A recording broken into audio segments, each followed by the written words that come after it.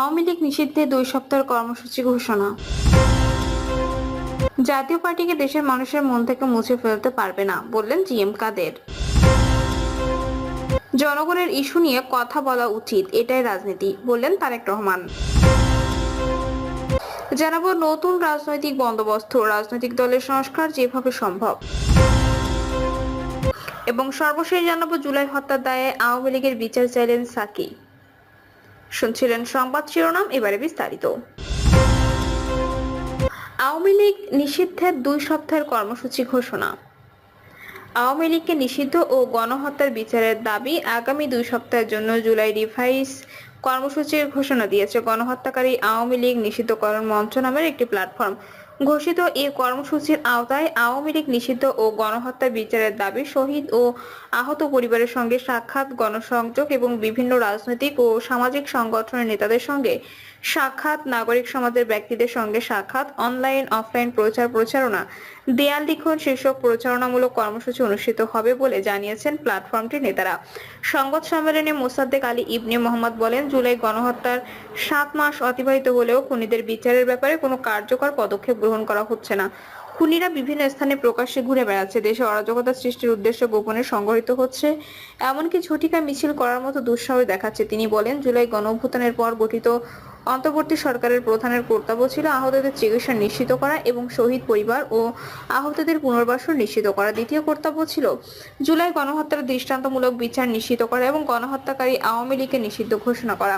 কিন্তু অন্তর্বর্তী সরকার কোনো ক্ষেত্রে আশানুরূপ পদক্ষেপ গ্রহণ করতে পারেনি। আহতদের এখনো নিজেদের চিকিৎসার জন্য আন্দোলন করতে হচ্ছে, যা আমাদের জন্য অত্যন্ত বেদনাদায়ক।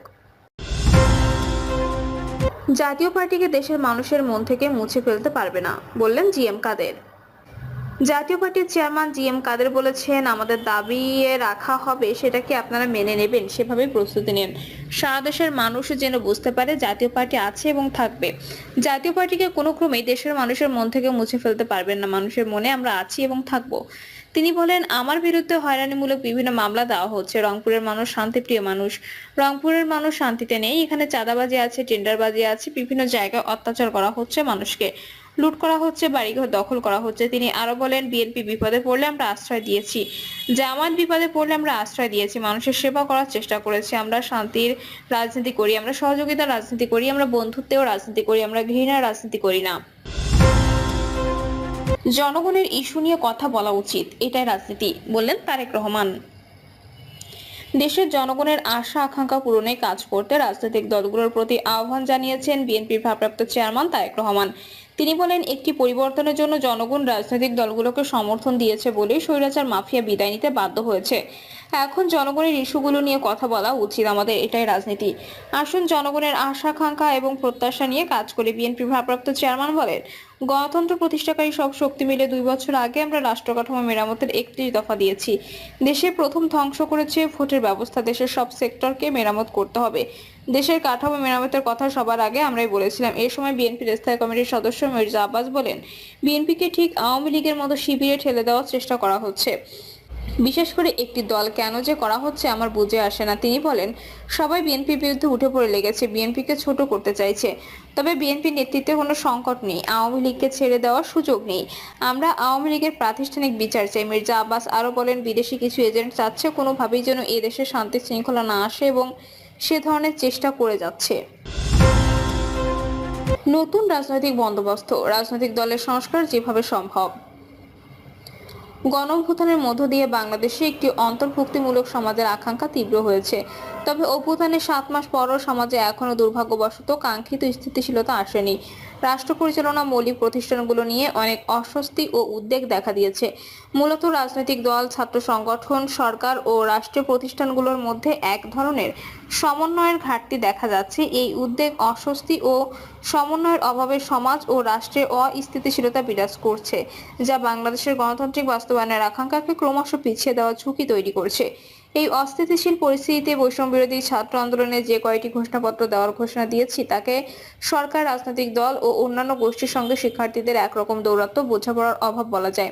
এটিকে অন্তর্বর্তী সরকার ও সক্রিয় রাজনৈতিক দলগুলোর উপর ছাত্রদের এক ধরনের চাপ প্রয়োগের চেষ্টা হিসেবে দেখা যেতে পারে।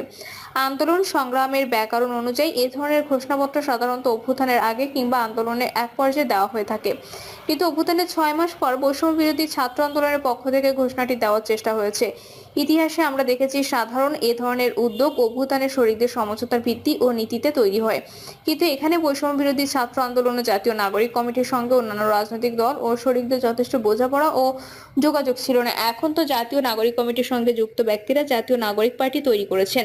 বৈষম্য বিরোধী ছাত্র আন্দোলন ও বাংলাদেশে গণতান্ত্রিক ছাত্র সংসদ নামে একটি ছাত্র সংগঠনে পরিণত হয়েছে, ফলে ওই ঘোষণাপত্রের প্রাসঙ্গিকতা ফিকে হয়ে গেছে বললে ভুল হয় না। সম্মুখ যোদ্ধা বৈষম্য বিরোধী ছাত্র আন্দোলন ও বিশ্ববিদ্যালয়গুলোর সক্রিয় রাজনৈতিক দলের সংগঠনগুলোর মধ্যে সম্মুখ যোদ্ধা বৈষম্য বিরোধী ছাত্র আন্দোলন ও বিশ্ববিদ্যালয়গুলোর সক্রিয় রাজনৈতিক দলের সংগঠনগুলোর মধ্যে আন্দোলনকালে শক্ত ঐক্য গড়ে উঠেছিল, কিন্তু অভ্যুত্থানের পর সরকারের বিভিন্ন পদক্ষেপ নিয়ে তাদের মধ্যে দূরত্ব তৈরি হয়। এর অন্যতম কারণ বাংলাদেশ জাতীয়তাবাদী দল বিএনপির লক্ষ্য ও আকাঙ্ক্ষার সঙ্গে আন্দোলনের নেতৃত্ব দানকারী শিক্ষার্থীদের এক রকমের দূরত্ব।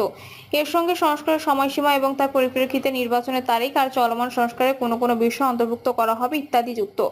সংস্কারের প্রধান দাবিগুলোর মধ্যে রয়েছে সংবিধানে মৌলিক পরিবর্তন নিয়ে আসা। সংবাদ মাধ্যমে আমরা জেনেছি রাজনৈতিক দলগুলোর মধ্যে এ নিয়ে ঐক্যমত্য গড়ে ওঠেনি। দেশ পরিচালনার জন্য দরকার রাজনৈতিক দল।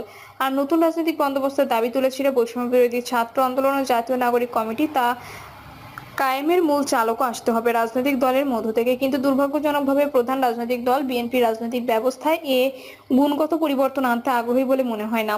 50 বছরের বেশি সময় ধরে ক্রিয়াশীল রাজনৈতিক দলগুলো গণঅভ্যুত্থানের সম্মুখ যোদ্ধাদের কাছে এই বিষয়ে আস্থা তৈরি করতে ব্যর্থ হয়েছে। সুতরাং বিদ্যমান রাজনৈতিক পাটাতনে নতুন আকাঙ্ক্ষাকে ধারণ করতে পারে এমন রাজনৈতিক শক্তির শূন্যতা রয়েছে।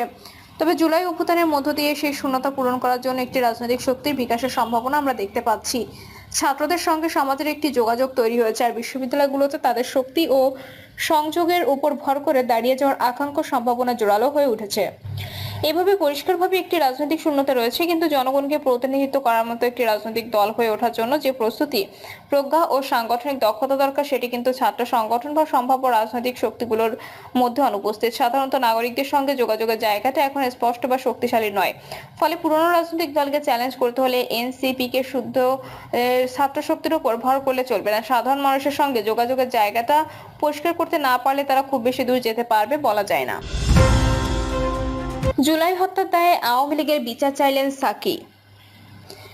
জুলাই গণঅভ্যুত্থানে হত্যাকাণ্ডের দায়ে দল হিসেবে আওয়ামী লীগের বিচার দাবি করেছেন গণসংহতি আন্দোলনের প্রধান সমন্বয়কারী জুনায়েদ সাকি।